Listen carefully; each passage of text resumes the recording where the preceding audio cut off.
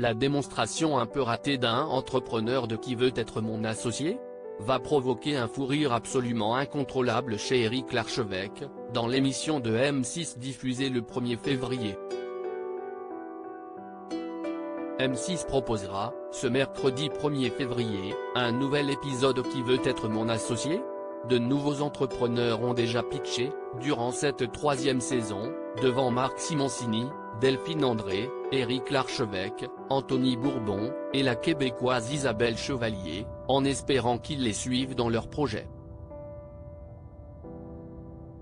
Les premières entreprises présentées dans l'émission ont déjà rencontré un certain succès après leur passage sur M6, à l'image de Floaté qui a vu ses ventes de t-shirts anti-noyade pour enfants s'envoler ou de Circle qui multiplie les commandes. Qui veut être mon associé ? Une entreprise créée à un double virtuel des investisseurs Gaël, 56 ans, espère suivre le même chemin que ses prédécesseurs en venant présenter Emova, une start-up bretonne, qui propose le premier service d'essayage virtuel sur la base d'un jumeau numérique. Il vient demander 200 000 € pour 6% du capital de sa société. Les 5 investisseurs ont accepté de tester son prototype en se faisant photographier dans une cabine d'essayage, afin de créer un double d'eux. Le chef d'entreprise a donc lancé sur l'écran le résultat de ce test, demandant à ses cobayes d'un jour d'être un peu indulgents avec lui. Comme je vous le disais, la boîte vient d'être créée. Ça ne fait que 3 mois qu'on travaille sur la technologie, a-t-il rappelé. Malheureusement pour lui, le rendu ne s'est pas avéré totalement probant.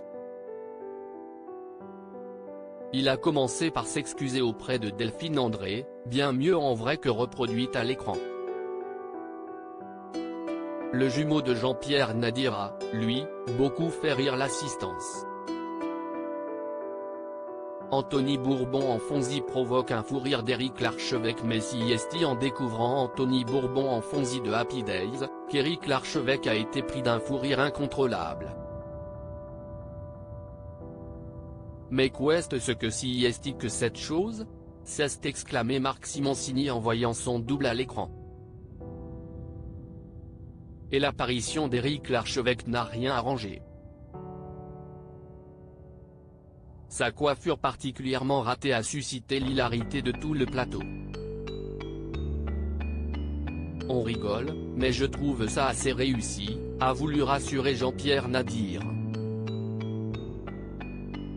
Alors que Marc Simoncini tentait de recentrer les échanges autour de l'activité de la société, Éric Larchevêque avait encore bien du mal à réprimer son hilarité. Reste à savoir si ce test un peu raté aura une influence sur les résultats de la transaction.